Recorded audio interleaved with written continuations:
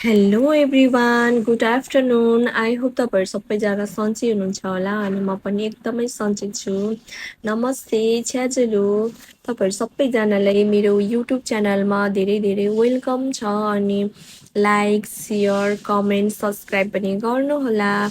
आज चाहिँ मेरो हस्बेन्ड र देवर बाबुको चाहिँ छुट्टी थियो, पब्लिक होलिडे। अनि हामी चाहिँ के गर्ने होला दिनभरि भनिरहेको थियौँ अनि बोरिङ पनि भइरहेको थिएँ म। अनि घुम्न जाउँ न त भनेर अनि भन्नुभयो उहाँले। अनि हामी घुम्न गयौँ, हामी दुईजना। बाबु चाहिँ जानुभएको छैन, उहाँ चाहिँ घर बसेर रेस्ट गर्नुभएको छ।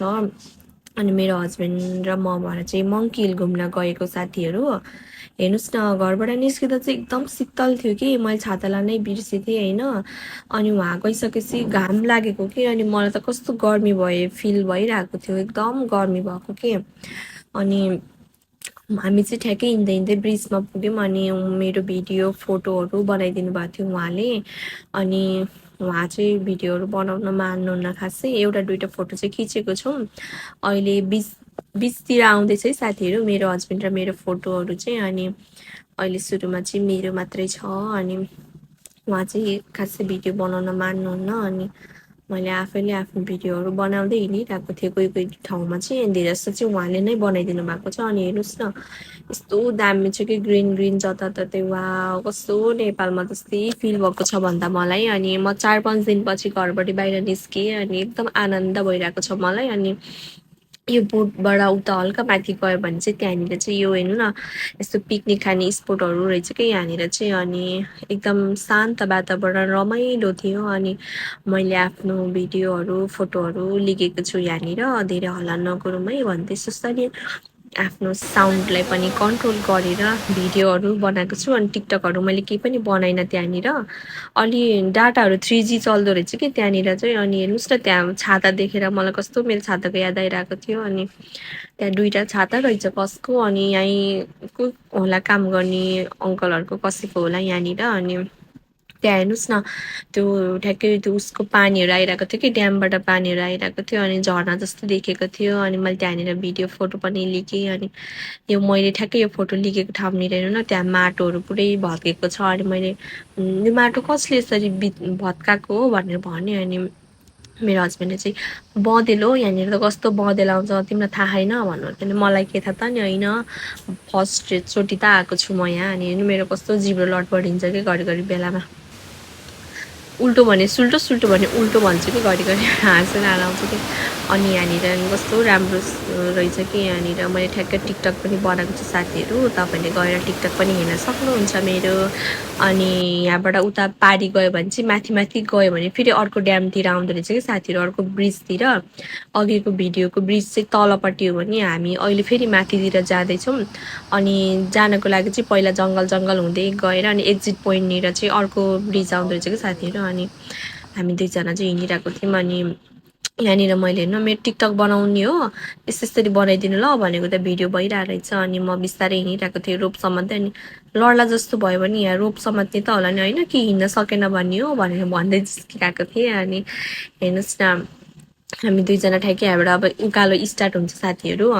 उकालो भनेर धेरै उकालो नै छैन, ठिकै छ। अनि तर घाम भएको भएर चाहिँ मलाई सास फेर्न एकदम स्यासा बढिरहेको थियो मेरो। अनि म जिस्किँदै भिडियो बनाउँदै हिँडिरहेको थिएँ। अनि हामी दुईजना गफ गर्दै अगाडि बढिरहेको थियौँ। अनि मलाई यहाँनिर ठ्याक्कै तिर्खा लागिरहेको थियो पानी देखेर। अनि तिर्खा लागेको छ नि त मलाई त भन्यो। अनि बिचमा अलि बिचमा गइसकेपछि जङ्गलनिर त्यहाँ पानी खाने ठाउँ छ नि भन्नुभएको थियो। अनि गयौँ, अनि त्यतै पानी खानेतिरै गइरहेको थियौँ। अनि हामी यहाँ बाटोमा गर्मी पनि भएको थियो अनि फोटोसोटोहरू खिच्न थाल्यौँ। अनि यहाँनिर हामीले 1-2टा टिकटक पनि बनाएको छौँ, टिकटक पनि हेर्न सक्नुहुन्छ तपाईँहरूले। अनि यहाँ हेर्नुहोस् न, जङ्गलमा यो एउटा बुट्निर यस्तो पानी रहेछ कि थोरै। अनि यहाँनिर सानो खोला जस्तो पनि छ है साथीहरू। त्यो खोलामा एकदम चिसो रहेछ कि त्यहाँको पानी चाहिँ। हिजो पानी परेको भएर सबै भत्काइदिएछ कि कुलो पनि, के अरे खोला पनि। अनि मलाई हेर्नुहोस् न, त्यहाँ कानमा फेरि पात लगाएर यस्तो नक्कल पार्दै हिँडिरहेको छु भिडियो बनाउँदै। अनि मेरो श्रीमानज्यू उता उता अगाडि अगाडि हिँड्नु भएको छ। अनि मैले चाहिँ उहाँको भिडियो बनाइदिएको छु। अनि उहाँ चाहिँ गफ गर्दै गर्दै अगाडि हिँड्नुभएको छ, म पछाडि भिडियो बनाउँदै हिँडिरहेको छु। यतातिर चाहिँ अलि शीतल शीतल थियो है साथीहरू। अनि हेर्नुहोस् न मलाई फोटो भिडियो बाँदरनी जस्तै अब मङ्की हिलमा आएपछि त मङ्की जस्तो त हुन पर्यो एउटा दुइटा फोटो त होइन। अनि यहाँनिर त्यो ठ्याक्कै अघि मैले देखाएको थिएँ नि खोला, त्यहाँनिर नि मैले फोटो लिकेको थिएँ। अनि यहाँ पानी खाने ठाउँ नि आयौँ हामी ठ्याक्कै।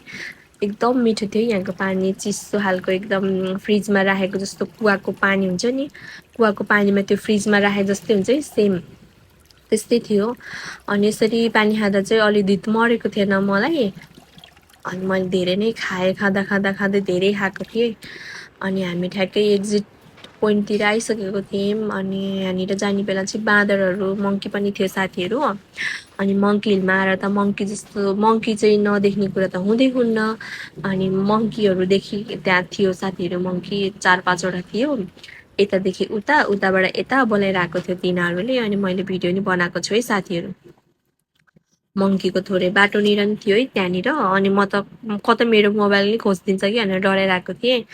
अनि यहाँनिर नि थियो अलिकति। अनि थोरै यो जुन अहिलेको हामी माथिको ब्रिज गएको छौँ नि त्यहाँनिर त्यो उतापट्टिको साइडमा पनि थियो कि, त्यहाँनिर चाहिँ कलर लगाइदिए जस्तै व्हाइट कलरको थियो कि एउटा मङ्की, कस्तो राम्रो थियो। तर त्यो चाहिँ एकदम ठुलो थियो कि डरलाग्दो, कस्तै जम्टेला जस्तै डर लागेर मलाई त मैले त्यसको भिडियो गराउनै पाइनँ कि। अनि हामी घर जानलाई निस्किसकेको छौँ साथीहरू। अनि मलाई लास्टै गर्मी भएको थियो, एकदम गर्मी र पसिनाले चिडचिडेको थियो कि म। अनि मेरो स्किन एकदम सेन्सिटिभ छ नि त, त्यही भएर हेर्नु कस्तो रातो भइसकेको थियो। म त पुरै हात पुरै रातो भएको थियो। अनि मैले हेर्नु न त्यहाँ म त रातो नि भयो, अब भरे कालो नि हुन्छु भन्दै देखाइरहेको थिएँ। अनि हामी बस स्टपनिर आइसक्यौँ। अनि यहाँनिर बस आउनलाई 10 मिनट अझै बाँकी थियो। अनि एकछिन शीतलमा बस्यौँ, अनि फोटोसोट नि लियौँ। अनि एउटा यहाँनिर बाइकहरू कति धेरै आएको थियो कि साथीहरू, 4-5वटै एकदम साउन्ड आउँदो रहेछ कि त्यो त। सुरुमा त म त